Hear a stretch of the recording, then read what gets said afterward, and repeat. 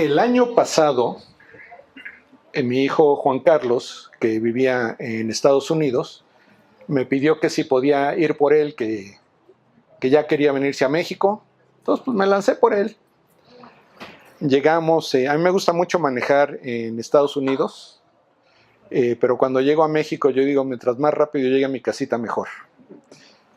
Entonces cruzamos la frontera ahí en Laredo, pasamos la noche en Saltillo, y al día siguiente en la mañana dijimos, pues mira, nos levantamos temprano, desayunamos y vámonos hasta Puebla. Son como 12, 14 horas según cómo vaya. No me acuerdo qué día era, pero era un día entre semana. Y era durante el verano, no había clases. Y pues yo le pregunté al Google Maps o a uno de esos por dónde me voy. Y pues iba yo siguiendo la ruta que me había marcado. Y llegamos a una avenida bastante grande. Venía yo por ahí y vi como que había una hilera de carros aquí a la izquierda muy larga. Pero pues a mí el Google Maps me decía que yo me iba a seguir derecho. Pues yo iba así y no había carros donde estaba yo. Y me empecé a sentir así como, a ver, aquí hay algo. Entonces dije, no, pues me voy por donde van todos, ¿no? Entonces ya me acerco ahí a la hilera y poco a poco me fui metiendo. Total que ya me metí y efectivamente estaban todos saliendo, había una salida ahí, Y cuando llego a la salida estaba ahí un policía de tránsito y nada más me hizo la señal que tenía yo que irme para el otro lado y ahí había varios policías de tránsito.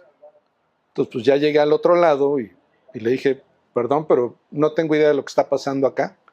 Me dice, no, es que aquí la ley es que en los días de escuela, ya ni me acuerdo qué explicación me dio. El caso es que cerraban la parte principal de la avenida, todos tenían que salirse, pero dentro de las reglas había una regla de que no te podías meter a la hilera.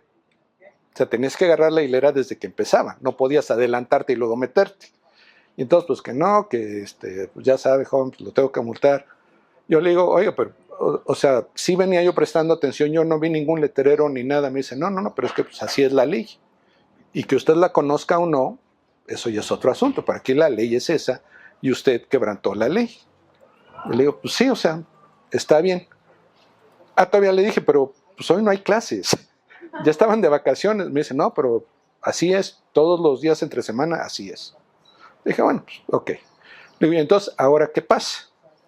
Y ahí me sale y dice, no, pues ahorita le voy a recoger sus documentos y cuando termine mi turno, los voy a llevar a la central de policía. Y ahí usted va a ir, va a pagar la multa, le van a regresar sus documentos y ya puede seguir su camino. Yo le dije, pero ¿de cuánto tiempo estamos hablando? Me dice, pues mi turno termina en 4 horas. Ok. Si tú me preguntas, ¿es correcto dar mordida? Yo te voy a decir que no. Es más, la mayoría de las veces cuando he estado en una situación donde una persona me dice, pues, pues ¿cómo le hacemos, joven? Es que la verdad yo no le quiero causar ninguna molestia. Entonces, pues, a ver, usted dígame. Pues les digo, no, o sea, se va a hacer lo que se va a hacer.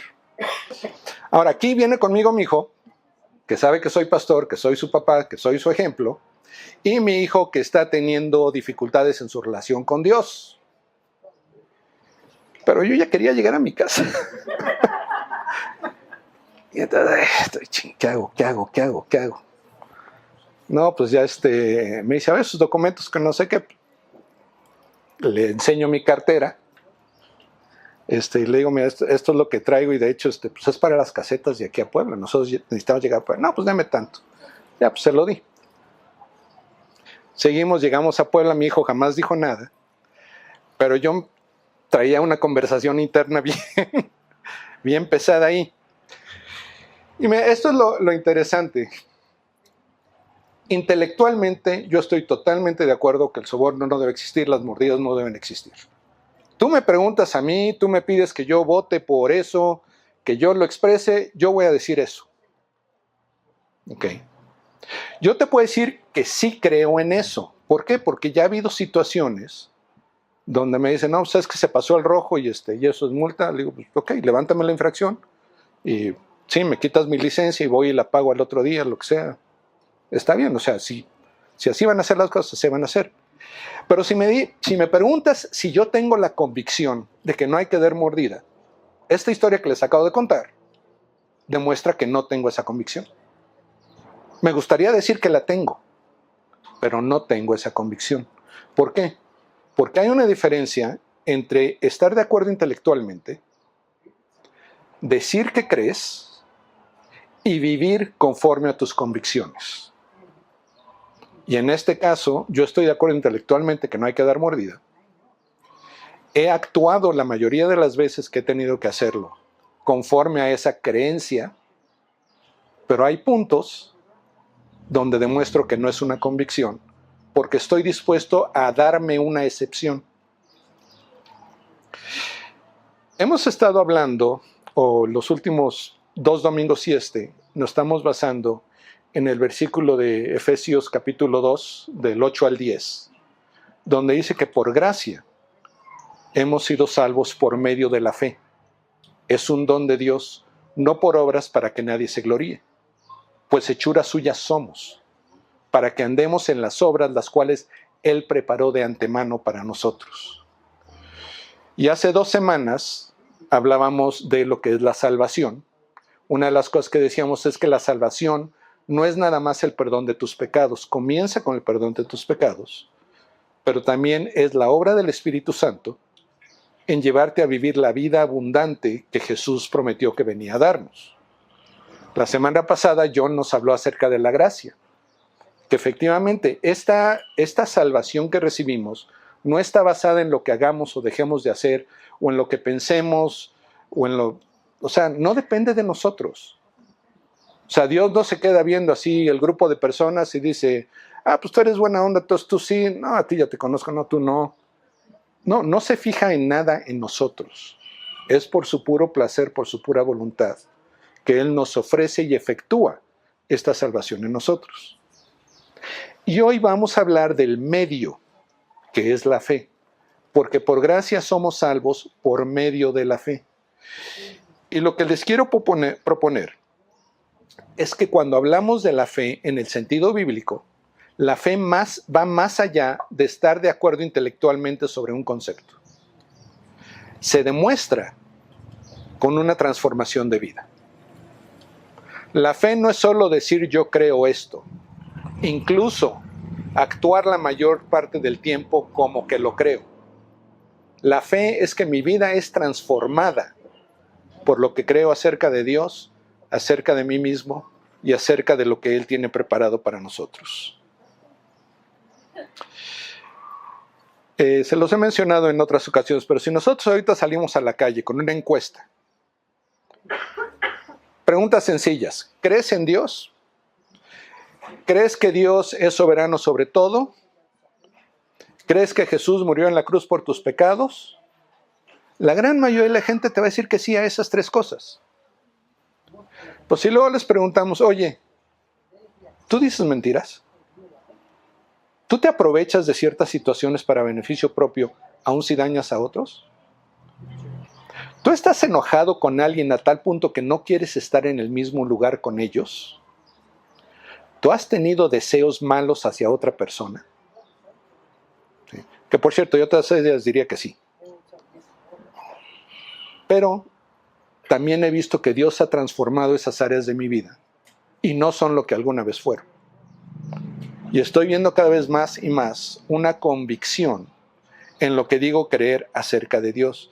Me gustaría pensar que mi vida da evidencia de que soy un hijo de Dios y de que creo con convicción que Él es mi Padre, que Él merece que mi vida lo glorifique y que cuando yo hago las cosas como Él me dice que las haga, es lo mejor que puedo hacer. Que la manera como yo vivo, las decisiones que yo tomo, den testimonio de eso. Hay una parte de la Escritura que ha salido varias veces, cuando se habla acerca de la salvación, si la salvación se puede perder, si es por obras o por gracia y todo eso. De hecho, ha habido teólogos que dicen, bueno, es que esta parte de la Biblia yo no sé, o sea, como que me cuesta decir que es inspirada, y estoy hablando en particular de la Epístola de Santiago. Los seminaristas, gente que ha estudiado, saben que Lutero tenía muchos problemas con esa epístola. Él decía, es que yo no sé, o sea, no me suena a todo lo demás que dice la Escritura. Y en particular quiero leerles los versículos 18 al 20 del capítulo 2. Dice, pero alguien dirá, tú tienes fe y yo tengo obras. Pues muéstrame tu fe sin las obras, yo te mostraré mi fe por mis obras. Tú crees que Dios es uno, haces bien. También los demonios creen y tiemblan. Pero, ¿estás dispuesto a admitir, oh hombre vano, que la fe sin obras es estéril? Otras traducciones dicen que la fe sin obras es muerta. Y creo que pueden ver por qué esto le causaba problemas a gente como Lutero, que afirmaba que la salvación es por gracia, que es por fe, que solo Cristo salva y que toda la gloria debe ser solamente para Dios. Y de repente llegas acá y te dice que la fe sin obras es muerta. Y creo que varios de nosotros diríamos, oye, pero la semana pasada John me dijo que la gracia Dios nos la da independientemente de las obras que nosotros hagamos. Entonces, a ver, ¿quién es el hereje? ¿John o el apóstol Santiago? No vamos a tomar la votación hoy. Pero aquí es el punto, es el versículo de en medio que presenta Santiago. Dice, tú crees que Dios es uno, haces bien, también los demonios creen y tiemblan. Y esa es la diferencia entre el estar de acuerdo intelectualmente en una proposición y el vivir tu vida conforme a lo que dices creer. Alguien ha dicho, no es lo mismo creer en Dios que creerle a Dios. Que cuando Dios dice, no levantarás falso testimonio, y a mí que me encanta el chisme, ya digo, es que ya quiero llegar a contarle a alguien esto. Pero es que no sé si realmente es cierto. O sea, yo no estaba ahí, yo no lo vi, a mí me lo contaron. Entonces voy a ir y dar falso testimonio, sobre todo cuando es un hermano, una hermana de la iglesia. O voy a decir, pero no importa. No importa lo que Dios diga. O seguramente no estaba pensando en esta situación cuando lo dijo. Pues es que no es la gran cosa, es nada más una historia que voy a contar y ya. La diferencia entre creer en Dios, que los demonios creen en Dios. Es más, los demonios están totalmente ciertos de que Dios existe. Están totalmente ciertos de que Dios es el creador de todo. Están totalmente ciertos de que la salvación viene por la obra de Cristo. Todo eso, si tú les preguntas a los demonios, ¿es así? A menos que te quieran engañar, te van a decir que sí. Pero están condenados. Porque teniendo esa información, no actúan conforme a ella.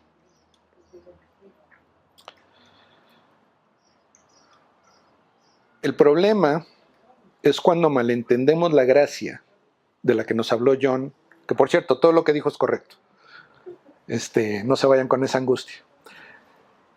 Cuando nosotros no entendemos correctamente lo que significa la gracia de Dios, vamos a caer en uno de dos extremos, ninguno de los cuales son buenos. Yo nos decía que la gracia de Dios es que Dios nos da algo que no nos merecemos, simple y sencillamente porque Él así lo desea. Y hablando particularmente de la salvación. Todos los de aquí que puedan afirmar que han recibido la salvación de Dios, no es por algo que tú hiciste, es porque Dios decidió hacerlo. Pero ahora la pregunta es, ¿y entonces cómo me porte después de haber recibido la salvación? ¿Importa o no importa? Y miren, yo por mucho tiempo era el campeón proclamador de que no, yo ya sé que me voy a ir al cielo, voy a pasar la eternidad con Dios. ¿Por qué? Porque Cristo murió por todos mis pecados, pasados, presentes, futuros. Eso es cierto. Y si me quiero poner ahí muy, muy técnico, darle una definición, porque a veces lo decía, si yo de aquí en adelante soy adúltero, robo, blasfemo, no importa, porque Jesús ya pagó por todos esos pecados. Yo puedo comportarme de la manera que quiera y no va a afectar mi salvación. Técnicamente eso es verdad, pero no nos está dando toda la imagen o toda la verdad acerca de la gracia. El otro extremo en el que caen algunas personas es que dicen, ok, sí, Jesús ya me salvó. El perdón de mis pecados es por gracia, por medio de la fe, y eso ya lo tengo. Pero ahora tengo que vivir de tal manera que Dios vea que tuvo una buena decisión al escogerme a mí. O se vive en algunos círculos con la tensión de, ok, yo fui salvado por gracia, pero si no me pongo las pilas voy a perder esa salvación. Lo cual para mí no tiene sentido, decir, ok, mi salvación fue por la obra de Dios, pero yo puedo destruir la obra de Dios. O sea, es hasta un orgullo terrible eso, de pensar que yo puedo deshacer lo que Dios ya hizo.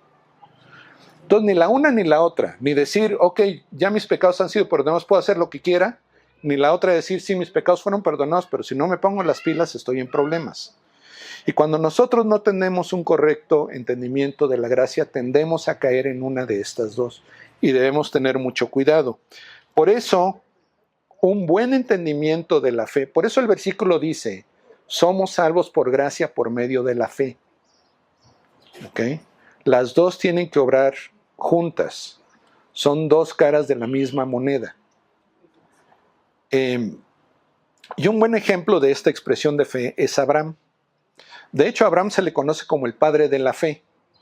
Y algunos piensan que eso significa es el padre de la fe porque con él empezó el judaísmo, que después sale de ahí el cristianismo y sale de ahí también el islam.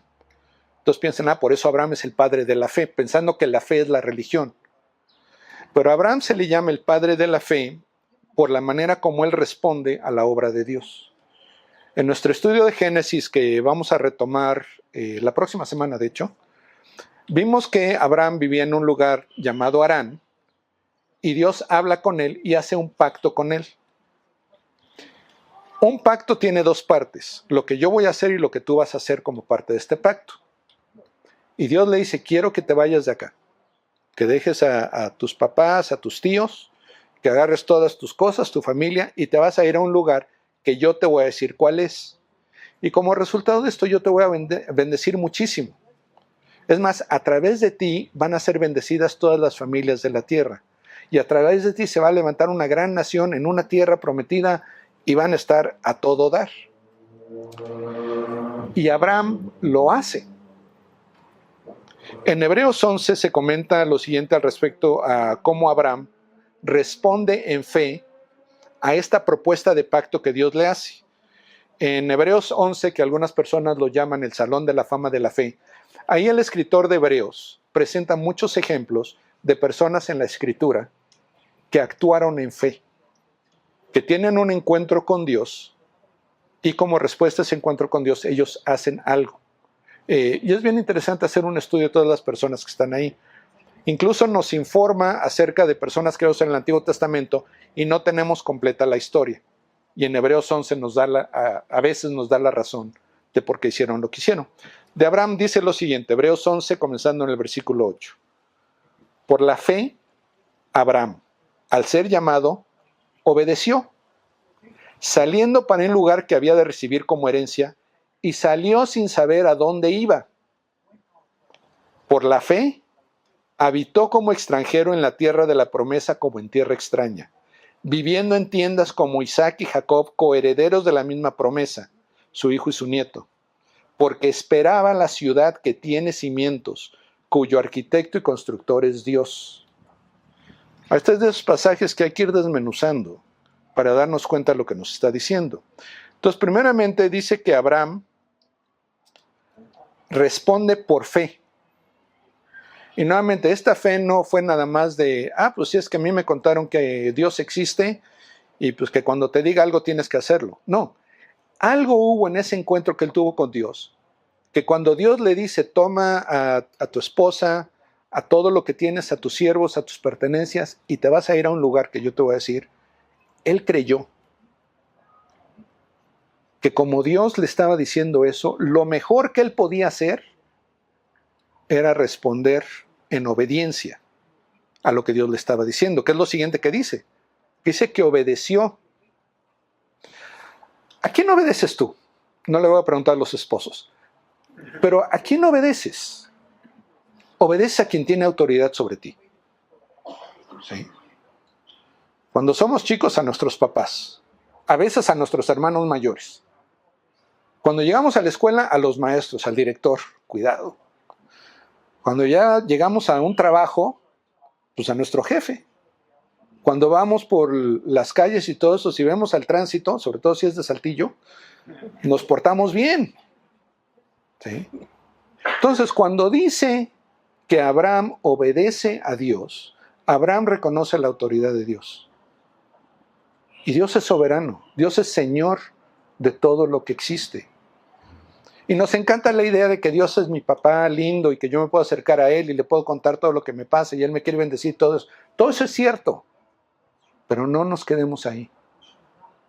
Reconozcamos que Dios, por el hecho de que Él creó todo lo que existe, tiene autoridad sobre todo lo que existe. Ahora, lo que es increíblemente hermoso es que a diferencia, de los políticos, Dios sí me conoce. Dios me ama. Dios quiere lo mejor para mí. Y cuando Él ejerce su autoridad, no es para beneficiarse Él. No es para decir, ay, es que si hoy no me dicen que yo soy el Señor, me voy a sentir mal.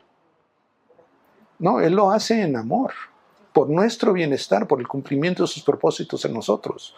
Y cuando yo entiendo eso, me diga lo que me diga, ¿cómo no lo voy a obedecer? Pero ese es parte de nuestro dilema en la condición humana afectada por el pecado en que vivimos. Que parte de esa naturaleza caída es rebelde. Y la idea de que alguien nos diga cómo debemos vivir nuestra vida nos choca. Y queremos ser reyes de nuestra propia vida y tomar nuestras propias decisiones. Abraham tuvo otras fallas, pero en este momento que cita a Hebreos, él obedeció. ¿Y cómo sabemos que obedeció? Porque salió. O sea, él no se quedó nada más diciendo, ok, Dios, sí, lo que tú me digas, pero sabes que tengo una cita mañana temprano, entonces, en la tarde.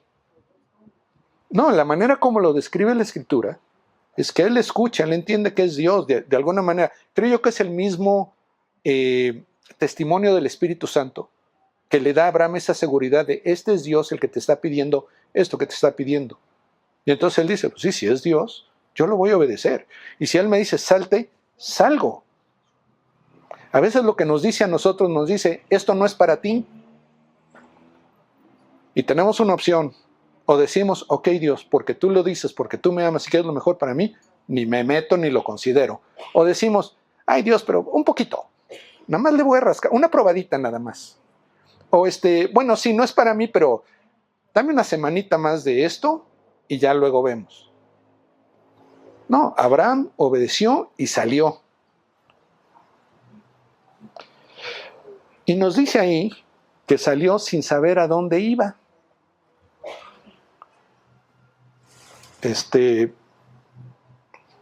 No os voy a decir quién, pero hay una situación aquí de una persona que tiene que considerar si se va a otro lugar por trabajo. Si alguien llega y te dice, oye, me tengo un trabajo buenísimo para ti, pero necesitas cambiarte a tal ciudad. Ahí tú dices, chido, o haces preguntas. Ok, ¿a dónde? ¿De qué se trata el trabajo? ¿Cuánto me van a pagar? ¿Me van a pagar el transporte? ¿Con quién voy a trabajar? La Escritura no nos lo narra, pero sí nos dice que sin saber a dónde iba, él fue. Y empezó a caminar hasta que Dios le dijo, hasta acá. Que por cierto, fue un viaje larguísimo. Pero ahí vemos nuevamente que su fe estaba en Dios. Que él dijo, si Dios me lo pide, si Dios me ama, si Dios me promete bendición, pues yo voy a hacer lo que Dios me diga. Y dice que vivió como extranjero en una tierra extraña.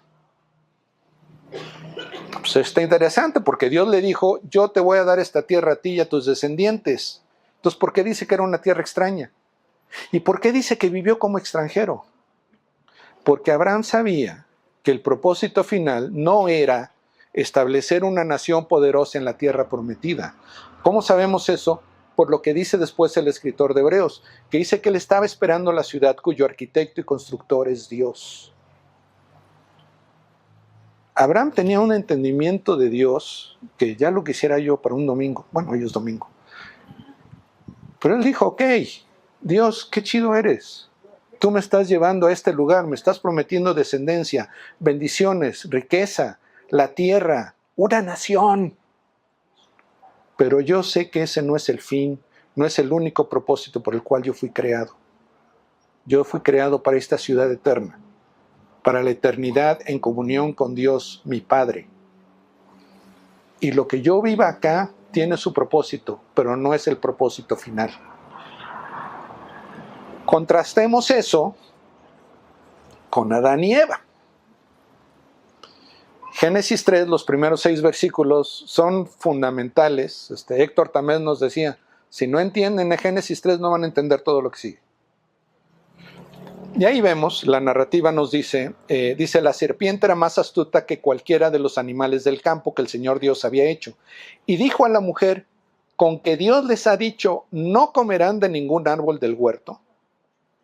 Y noten cómo empieza ahí la cosa, sembrando una duda sobre Dios, sobre su carácter, sobre sus acciones, sobre su autoridad, sobre sus buenos deseos para nosotros. Otra manera de traducirlo sería, ¿a poco de veras Dios no quiere que ustedes coman del fruto de los árboles? ¿A poco de veras Dios quiere que te quedes en Saltillo 4 horas esperando a que esta persona entregue los documentos y luego tienes que pagar además una multa y pues ya no vas a llegar a Puebla hoy y dónde te vas a quedar y son más gastos? ¿A poco de veras Dios te dijo que te quedaras con esta persona el resto de tu vida? Sobre todo ahora que ya encontraste a alguien que parece que es mejor. ¿A poco de veras Dios quiere que tú pagues todos tus impuestos, que no hagas trampa en los exámenes? ¿A poco de veras Dios quiere que te juntes con este grupo de personas que tu experiencia te muestra que la única influencia que tienen es mala? ¿A poco de veras Dios? ¿De dónde viene esa pregunta, esos pensamientos? En esta historia está muy identificada, que por cierto, el problema es que muchas veces no sabemos si de veras Dios, porque no conocemos lo que Dios nos ha revelado en su Escritura. Y nos vamos más con las ideas que otras personas nos han dicho de cómo es Dios y qué es lo que Dios quiere, en lugar de recibirlo directamente de Él, de su Escritura. La mujer, Eva, respondió a la serpiente, del fruto de los árboles del huerto podemos comer, pero del fruto del árbol que está en medio del huerto, Dios ha dicho, no comerán de él ni lo tocarán para que no mueran. Eva tenía la información correcta. Todo esto que Eva dice es verdad. Es lo que Dios dice, es lo que Dios quiere. Corrige lo que la serpiente había dicho que no era. Pero ¿qué pasa? ¿Estaba Eva de acuerdo intelectualmente en lo que Dios había dicho o tenía convicción sobre lo que Dios le había dicho? Continúa la narrativa. Y la serpiente dijo a la mujer, ciertamente no morirán, pues Dios sabe que el día que de él coman se les abrirán los ojos y ustedes serán como Dios, conociendo el bien y el mal. Eva salió ahí con el típico, no es cierto, no pasa nada, todo va a estar bien. Pues en base aquí. No, vas a ver cómo todo va a salir bien. Ok, pero dime cómo todo va a salir bien. No, pues ya vas a ver que todo va a salir bien. Pero ni te dicen cómo. Tú llégale, ahí luego vemos. ¿Sí? Y sobre todo cuando ya tienes la información y el acuerdo intelectual donde dices, a ver, Dios dijo esto, tú me estás diciendo esto, ahí tienes que tomar una decisión. ¿Con quién te vas a ir? Y noten también que ese no pasa nada cuestiona la buena voluntad de Dios hacia nosotros, cuestiona su señorío, su derecho a decirnos qué hacer. Génesis 3:6, cuando la mujer vio que el árbol era bueno para comer, que era agradable a los ojos, que el árbol era deseable para alcanzar sabiduría, tomó de su fruto y comió. También dio a su marido que estaba con ella y él comió. Y la manera como lo describe la Escritura, ¿qué fue lo que llevó a Eva a tomar la decisión que tomó? Un deseo. En ese momento se queda viendo al fruto y dice, oye, pues sí, está bonito. Es más, mira qué bonito árbol, no me había fijado. Oye, y esa idea de que este fruto da sabiduría y que puedo ser como Dios. Dios no había dicho nada de eso. Eso ya son cosas que ella está diciendo o considerando en base a lo que dijo la serpiente. Nuevamente, no conoce a Dios, no conoce la revelación de Dios. No acepta a Dios como autoridad. Dice, también le dio a su marido que estaba con ella y él comió. En la narrativa, ves, cuando hablamos de esto decimos, bueno, ¿y Adán qué onda? Adán, al que Dios le había dicho, oye, tú encárgate del changarro, es mío, pero yo quiero que tú veas que todo sea como yo quiero. Pues está ahí parado. Tengo por ahí una caricatura. Ya cuando estemos ahí adentro y podamos ver la imagen, se las voy a presentar algún día. Donde está Eva ahí parada platicando con la serpiente le está ofreciendo el fruto, Eva está así como considerándolo, y Adán está ahí sentado bajo el árbol rascándose la nariz. O sea, la pasividad de Adán. Adán ve que todo esto está pasando y no hace nada. Dios le había dicho a Adán, tú vas a ser el encargado de esto. En el momento que la serpiente dice, de verdad Dios dijo, ahí Adán debió haber dicho, ¿sabes qué? Cállate. Ni sabes de lo que estás hablando, lo que estás diciendo no lo debes decir y no te metas con mi mujer. Pero ¿qué hizo Adán? Se quedó viendo. Es más, ya en mi, ¿cómo se dice? Sí, en mi naturaleza caída, yo, ¿no será que el Adán quería ver, a ver, que pruebe el fruto Eva, y si no le pasa nada, pues ya le entro yo también, pero si se muere, yo digo, no, yo no. Pero los esposos nunca hacen eso, ¿verdad? ¿Se dan cuenta de a dónde llega la perversidad, la maldad que traemos dentro como efecto del pecado? Ahora el contraste. Dios le había dado a Adán y Eva el paraíso, el jardín del Edén, todo lo que pudieran desear, ahí estaba. Había una sola cosa que les dijo, esto no. Y ellos que dicen, no. ¿Quién eres tú para decirme qué puedo y qué no puedo? No, yo quiero eso. Abraham, quiero que agarres tus chivas y te me vas. ¿A dónde? Luego te digo. Pero allá qué va a pasar, luego te digo. ¿Y cómo sé que voy a estar bien? Luego te digo. Bueno, pero me lo está diciendo Dios, ahí voy. Adán y Eva, a ver, ¿qué será lo que Dios nos está escondiendo? ¿Qué es lo que no quiere que disfrutemos? Se me hace que tiene envidia de que nosotros lleguemos a ser como Él. ¿Y quién es Él para decirme a mí qué es lo que debo hacer? Ahora, vimos que Eva conocía lo que Dios había dicho, pero no tenía la convicción de que lo que Dios quiere es lo mejor. Pensó que había algo mejor que por alguna razón Dios no quería darle. Hizo su berrinche. ¿Qué hizo Abraham? Abraham, con el poco conocimiento que tenía de Dios. Adán y Eva veían a Dios, platicaban con Él. Abraham vivía en medio de una cultura politeísta, pero de alguna manera el Espíritu Santo le ayuda a entender, este es Dios que te está hablando y que te está pidiendo esto. Y Abraham dice, si es Dios el que lo dice, así lo voy a hacer. Esa es la fe. Lo que tú digas creer, la información que tengas sobre teología y todo eso, no importa nada si tú no le crees a Dios.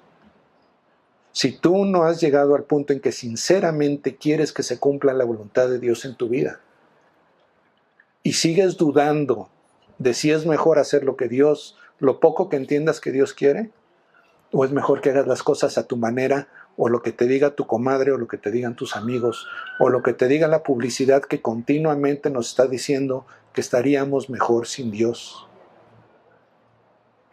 Esa es la fe.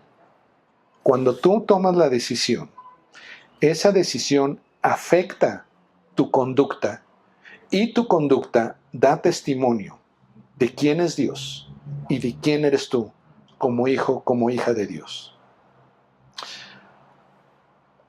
Entonces aquí a lo que estamos llegando es que la fe se demuestra con las obras. Es el punto que está haciendo Santiago. Santiago no dice te vas a ganar la salvación por obras. Santiago te dice, sí, ya recibiste la salvación. Y en fe, o tu fe se va a mostrar a través de las obras.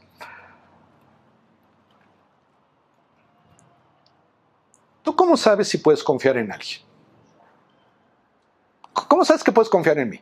Que esto que te estoy diciendo es verdad. Que no te estoy diciendo esto nomás para que no sé, les diría que para cuando pasen la ofrenda digan, no, pues estuvo buenísimo el mensaje, le vamos a dar más. O sea, ¿cómo sabes que el seminario, primeramente, cómo sabes que verdaderamente fui al seminario? Creo que ninguno de ustedes ha visto mi diploma. ¿Y cómo sabes que el diploma no lo imprimí yo? ¿Cómo sabes que las cosas que me enseñaron son correctas? ¿Cómo sabes que la teología que yo aquí les presento tiene base en la Biblia? Me gustaría pensar, y miren, ahorita lo estoy viendo acá y digo, wow, todas estas personas escuchándome, no lo entiendo. ¿Sí? Creo que de alguna manera, ustedes han visto algo en mí que dicen, puedo confiar en Carlos. Por la experiencia que hemos tenido en nuestra relación, en lo que hemos compartido. Cuando alguien llega de la nada y quiere convencerte de algo, te quedas así como, a ver, oye, mírale, éntrale esta tanda, vas a ver que bien fácil te vas a llevar tanto. ¿Tú quién eres? ¿Sí? Pero cuando conocemos a la persona, vamos desarrollando esa convicción de si podemos confiar en esta persona o no. ¿Cómo sabes que alguien te ama? Porque llega y te dice, ay, es que yo te amo. Yo quiero pasar el resto de mi vida contigo. Mira, te traje flores. O porque está dispuesto a sacrificarse por ti.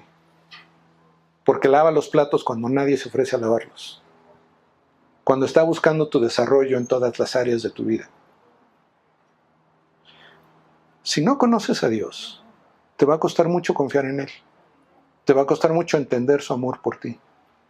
Por eso, aquí en el puente, en algún punto allá adentro va a decir, conocer mejor a Dios, para amar mejor a Dios, para servir mejor a Dios. Amando y sirviendo a otros, aquí y hasta lo último de la tierra. Conocer. Todo esto tiene que empezar con el conocimiento de Dios. Si no conoces a Dios, cualquier viento te va a llevar para donde quiera. El resultado de conocer a Dios es que lo vas a amar. Cuando te das cuenta de lo que Dios ha hecho por ti y quiere hacer por ti, yo no entiendo cómo puede haber una respuesta diferente a amarlo con todo tu ser. Y la respuesta a ese amor recibido de Dios y reciprocado hacia Él va a ser el querer servirle, no como un sirviente. A veces esa palabra no se entiende correctamente, sino decir, sí, Dios, yo quiero participar de lo que tú estás haciendo. Yo quiero hacer lo que te da gloria. Yo quiero que otros te conozcan porque conocerte a ti es lo mejor que me ha pasado. Ese es el servicio a Dios. Y es en respuesta al amor de Dios que conocemos al conocerle a Él.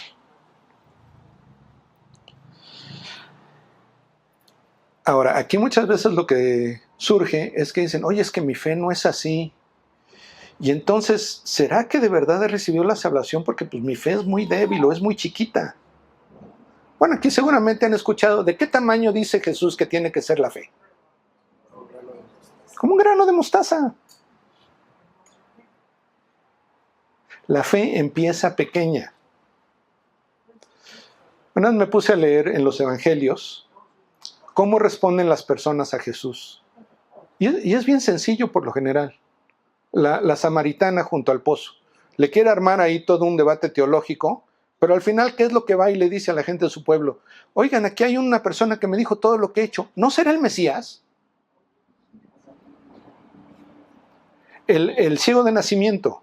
Oye, a ver. ¿Cómo es esto de que Jesús te... No, pues es que escupió, hizo lodo, me lo puso en los ojos. Me dijo que me lo... Y ahora veo. Sí, pero ¿por qué? A ver, ¿cómo? Y además, pues hoy es sábado. Y eso que él hizo es trabajo. Un hombre de Dios no puede hacer trabajo en el sábado. Entonces, a ver, dinos cómo fue. ¿Saben qué? Yo una cosa sé. Yo antes era ciego y ahora veo. Y háganle como quieran. ¿Sí? Abraham creyó a Dios y su fe le fue contada por justicia. No tiene que ser tan complicado. Es nada más decir, ok, Dios, lo que sé de ti es así, no sé de qué tamaño serán los granos de mostaza, pero así. Eso es suficiente para la obra del Espíritu Santo en ti de convicción, de entregarte a Jesús, recibir el perdón de tus pecados, vivir la vida abundante que Jesús tiene para ti en esta tierra y vivir la vida eterna con Dios. No es algo que tú puedas generar. No es algo... Hace muchos años escuché la ilustración, decían, a ver, un árbol de manzanas. ¿Ustedes creen que un día está ahí y dice, a ver, voy a hacer manzanas? A ver, más fuerte. Y pensamos que la fe es así.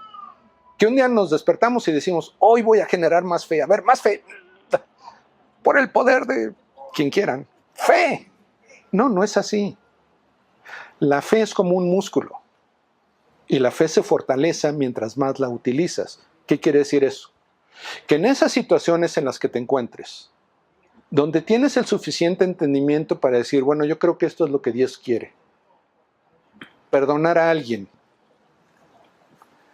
Pero tu carne, tus sentimientos dicen, no, pero ¿cómo lo voy a perdonar? Si después de lo que me hizo, no, y además es bien mala onda. Es más, yo creo que si le pido perdón me va a decir, ya ves, el malo eres tú. Bueno, por fe. O sea, no porque yo quiera, no porque me caiga bien la otra persona, sino porque Dios me lo pide, lo voy a hacer. Y vas a ver que Dios te va a bendecir. Y entonces la próxima vez que enfrentes una situación así, tu fe ya va a estar ahí. Y entonces Dios te va a pedir algo más difícil para fortalecer tu fe. Y después más, espero que no los desanime, pero la vida cristiana no se vuelve más fácil, se vuelve más difícil. Pero se vuelve mejor. Te genera una fortaleza de carácter que muchas personas quisieran tener. Te ayuda a tomar las decisiones correctas, te da la sabiduría que muchas personas quisieran tener. Pero no se da nomás con venir a la iglesia 1 hora los domingos. Se da con una constante búsqueda de Dios, creyéndole a Él y actuando conforme a lo que Él nos va revelando. Nada más para afirmar que la fe que salva no tiene que ser una fe extraordinaria.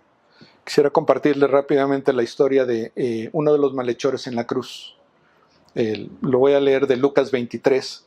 Dice, uno de los malhechores que estaban colgados allí le lanzaba insultos diciendo, ¿no eres tú el Cristo? Sálvate a ti mismo y a nosotros. Recuerden, la Biblia nos dice que cuando crucifican a Jesús, crucifican a otras 2 personas, una a cada lado. Y algo que por más que trato de justificar o de darle una razón no entiendo, es cómo es que uno de estos hombres se está burlando de Jesús. O sea, oye, pues no, que muy Mesías. O sea, si de veras eres el Mesías, sálvate y de paso sálvanos a nosotros.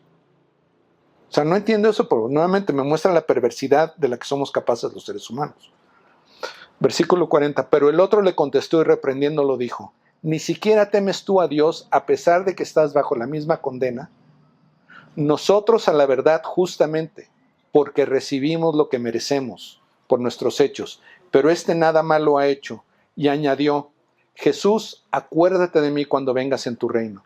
Entonces Jesús le dijo, en verdad te digo, hoy estarás conmigo en el paraíso. Un predicador, no me acuerdo ahorita el nombre, pero lo vi en un reel o una cosa de esas. Pero decía, ¿saben a quién tengo muchas ganas de conocer? Al malhechor de la cruz. O sea, cuando me lo encuentre en el cielo voy a llegar y le voy a decir, oye, ¿qué onda? Y dice, pues aquí estoy. ¿Y qué? ¿Cómo fue que llegaste acá? ¿Qué hiciste? No, pues la verdad no solo no hice nada bueno, sino hice muchas cosas malas. Oye, sí, pero a ver, tu teología, ¿podrías explicarme la justificación por fe? No, es que esas palabras no las conozco. Oye, pero seguramente conoces la historia, los profetas, todo lo que hicieron. Y dice, pues no, la verdad no, porque yo nunca fui a la sinagoga de chiquito, ni nada de eso. Oye, entonces, ¿cómo es que estás acá? Jesús me dijo que iba a estar con él.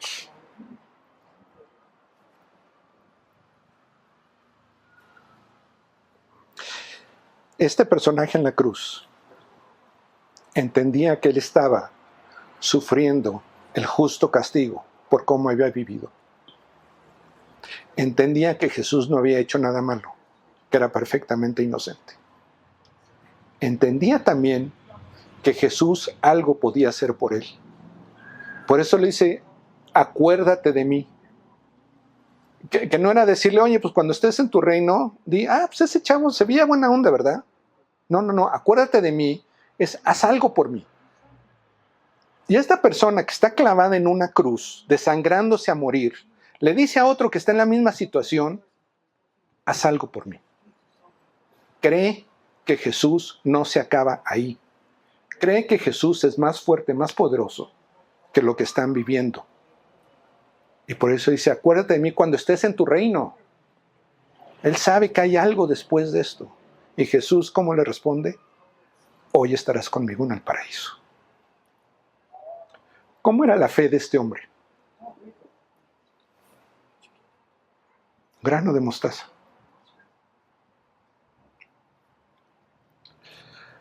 Cuando tú crees en la persona correcta, no importa cuánta fe tengas. Un grano de mostaza es suficiente. Pero si tú tienes toda la fe del mundo en una persona incorrecta, no te va a servir de nada. La pregunta no es qué tan grande es tu fe, qué tan fuerte es. La pregunta es ¿en quién crees? ¿A quién le crees? Y si vives en convicción de que Dios quiere lo mejor para ti y que lo que Él te pida va a ser lo mejor para ti. Esta semana te animo a que consideres el estado de tu fe. No sé si alguna vez lo has pensado. Si alguna vez has dicho, bueno, es que realmente yo no tengo tanta fe. Pues que no, yo ya tengo la suficiente fe, ya. ¿Quién me puede pedir más? Pero considera el estado de tu fe y después piensa, ¿cómo podría fortalecerse mi fe?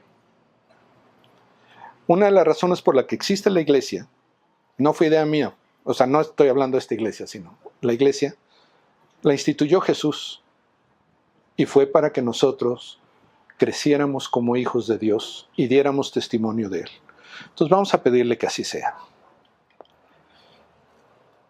Padre, te agradecemos porque con una declaración que podría parecer tan sencilla, lo que encontramos en Efesios, que nosotros somos salvos por gracia por medio de la fe. Hemos hablado de cosas tan profundas y que el tiempo que le hemos dado no es suficiente realmente para saber todo lo que implica. Te pido, Padre, de que tú nos des el deseo de conocer más acerca de la salvación, acerca de la gracia, acerca de la fe. Que tú nos des el deseo de conocerte más a ti, de apoyarnos en las maneras que tú nos ofreces, de que podamos conocerte más, para amarte más y servirte mejor. De tal manera que tú seas glorificado y muchos lleguen a conocerte. En el nombre de Jesús. Amén.